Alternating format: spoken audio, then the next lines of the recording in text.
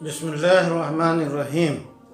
آپ نے سوال کیا ہے کہ آپ کے والد صاحب موجود ہیں اور آپ 3 بھائی ہیں، ان بھائیوں میں سے ایک بھائی دبئی جا کر اپنی محنت اور دولت سے اس نے کاروبار کیا اور پونجی کمائی، تو اب اس دبئی والے بھائی کے تجارت اور دولت اور کمائی میں کیا ان دونوں بھائیوں کو والد کے انتقال کے بعد وراثت کے طور پہ حصہ ملے گا؟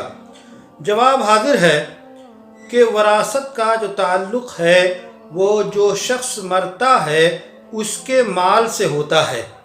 اب جب تیسرے بھائی نے اپنی محنت سے، اپنی مشقت سے، اپنی کمائی سے اس نے کاروبار کر کے دولت کمائی ہے تو وہ اس کی ملکیت ہے، اس کے والد کی ملکیت نہیں ہے۔